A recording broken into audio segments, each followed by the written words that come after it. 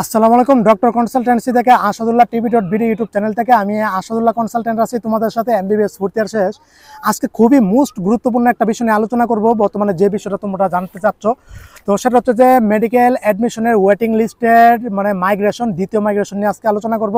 যাদের মাইগ্রেশন হয়নি, এমনকি যাদের হয়েছে, এমনকি যারা ওয়েটিং থেকে চান্স পেয়েছো, তারা মাইগ্রেশন করতে চাও, এই বিষয়ে আজকে আমি ডিটেলস A to Z আমি আলোচনা করার চেষ্টা করব। তো দেখো, আমি বর্তমানে জাফলংয়ে, তো আমি সিলেটে এসেছিলাম। তো সিলেট উমেন্স মেডিকেল কলেজে আমার এক স্টুডেন্ট ছাত্রী, তো ওর বাবা আমাকে নিয়ে এসেছে সম্পূর্ণ ভর্তির কার্যক্রমটা সম্পূর্ণ আমার দ্বারা A to Z করানোর জন্য। তো উনি কী করছে, আমি যে শরীয়তপুর থাকি ওই মেডিকেলের পাশে ওনার বাসা।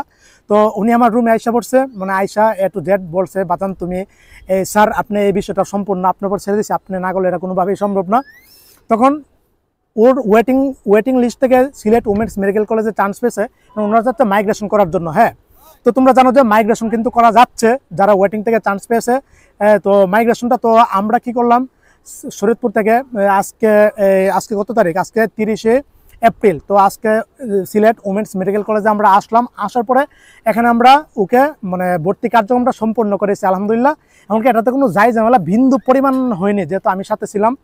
তো কর্তৃপক্ষ এতই ভালো ছিল, ওদের ব্যবহার আচরণ, এমনকি ওই পরিবেশটা খুবই চমৎকার সুন্দর, বেস্ট একটা কলেজ মনে করি আমি, তোমার এই সিলেট উমেন্স মেডিকেল কলেজটা। তো দেখো যে এখানে আমরা মাইগ্রেশন যে করবো, এখন সরকার যে নোটিশটা প্রকাশ করছে, হ্যাঁ, এখানে কিন্তু 1 লক্ষ টাকা দিতে হবে কিনা এটা কিন্তু তোমার এখানে উল্লেখ করেন না। তো প্রত্যেকটা মেডিকেল কলেজ কিন্তু 60% টাকা চাচ্ছে, বুঝছো, অনেক মেডিকেল কলেজ কিন্তু 60% টাকা চাচ্ছে। তো অনেকে আমাকে ফোনও দিয়েছে বিভিন্ন মেডিকেল কলেজ থেকে, যে ভর্তি হওয়ার জন্য গেছে, কিন্তু ওরা 60% টাকা যাচ্ছে, বুঝছো। তো 60% 12,74,000 টাকা। কিন্তু প্রকৃতপক্ষে ঘটনা কি, যেহেতু ওয়েটিং থেকে যাদের নাম আসছে, তোমরাও কি করতে চাও, মাইগ্রেশন করতে চাও, তোমাদের 60% টাকা দিতে হবে না। তোমরা চাইলে 1 লক্ষ টাকা দিয়েও ভর্তি সম্পূর্ণ করতে পারবা।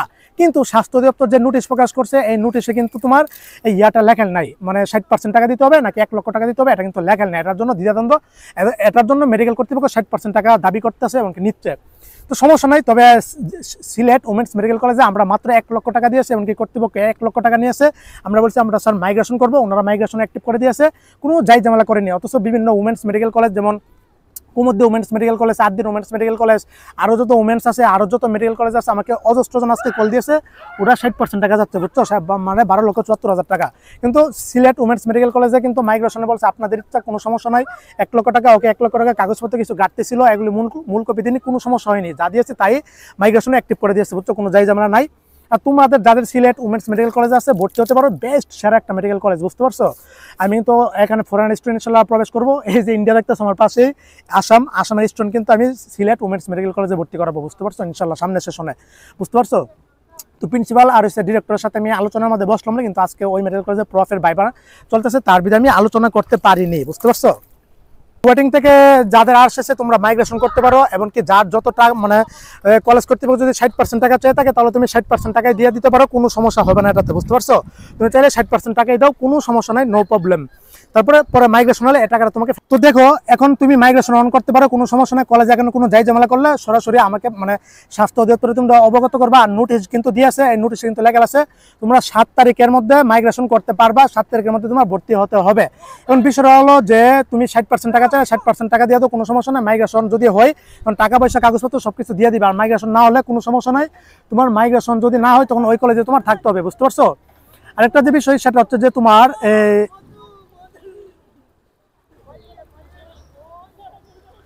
গুল্লি টুল্লি করলে আবার সমস্যা আছে। বিএসএফ যদি গুল্লি টুল্লি করে, যেহেতু 0 পয়েন্টে অবস্থান করতেছে জাফলং এর, তো দেখো মরে গেলে কিন্তু এই তথ্য আর কেউ দিবে না, বুঝছো। বিএসএফ কিন্তু অনেক খারাপ আছে, কয়েকদিন আগে একটাকে হত্যা করেছে, বুঝছো, এই বর্ডার এলাকায়। তো দেখো বিষয়টা হচ্ছে যে যাদের মাইগ্রেশন আবেদন করছিল কিন্তু মাইগ্রেশন পরিবর্তন হয়নি, তারা কি করবা, তারা কি আবার আবেদন করতে পারবা, মাইগ্রেশন করতে পারবা। হ্যাঁ, তারাও আবার ঐচ্ছিক মাইগ্রেশন করতে পারবা, কোনো সমস্যা নাই। সুতরাং এটা নিয়ে 2 বার ঐচ্ছিক মাইগ্রেশন হয়ে গেল। আর 7 তারিখের মধ্যে তোমরা যাদের ঐচ্ছিক মাইগ্রেশন করেছো কিন্তু কলেজ পরিবর্তন হয়নি, তোমাদের কি করতে হবে, তোমাদের বাকি টাকা কলেজকে দিয়ে দিতে হবে, ভর্তি সম্পন্ন করতে হবে, তারপরে তুমি মাইগ্রেশন আবেদন করতে পারবা, বুঝতে পারছো বিষয়টা। আর যাদের ওয়েটিং থেকে আসছে, চাইলে 1 লক্ষ টাকা দিয়েও তুমি ভর্তি হতে পারবা। আর কলেজ যদি যাই ঝামেলা করে, যা চা তাই দিয়ে ভর্তি হতে পারো, সমস্যা নাই। 8 বেশি যাই ঝামেলা করলে স্বাস্থ্য অধিদপ্তরে ফোন ধরিয়ে দিবা, যে দেখেন ওনারা কি বলে, বুঝতে পারছো। তো এটা তো অনেক কলেজ হয়রানি করাবে, বুঝতে পারছো। তো তো দেখো এখন চান্স পাইছে কতজন, চান্স পাইছে তোমার 59,900 পর্যন্ত চান্স পেয়েছে, বুঝতে পারছো? তো এই 59,900 পর্যন্ত চান্স পেয়েছে।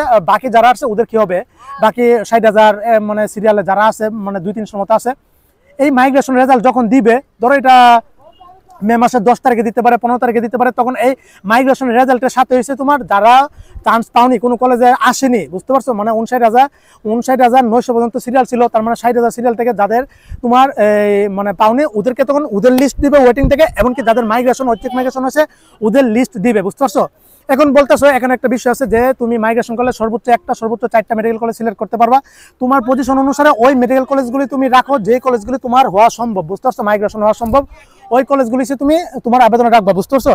একটা বিষয় যে এই ওয়েটিং থেকে অনেকে দূর থেকে পজিশন থাকা সত্ত্বেও ভালো ভালো কলেজ পেয়ে গেছে, বুঝছো? এখন ওরাও লাফাবে যে মাইগ্রেশন করবে, ইয়া করবে। আরে ভাই, তোর ভালো কলেজে এসেছে, যেটা এই পজিশনে কিন্তু এই সব কলেজ আসে না, তারপরে যা এসেছে তার শুকরিয়া আদায় করো, এমনকি এটার মধ্যে তুমি সন্তুষ্ট থাকো আমার মতে, বুঝতে পারছো? তো এই ছিল। আর হচ্ছে আরো কোনো জানা থাকলে আমাকে হোয়াটসঅ্যাপ করো, হোয়াটসঅ্যাপে জানাও। আর অজস্র জনের প্রায় 400-500 মেসেজ জমেছে হোয়াটসঅ্যাপে, আমি মেসেজ দিতে পারছি না যেহেতু আমি 2 দিন যাবত জার্নিতে। তো এই ভিডিওটা আমি জার্নি সম্পূর্ণ করে মানে আপলোড করবো ইনশাল্লাহ।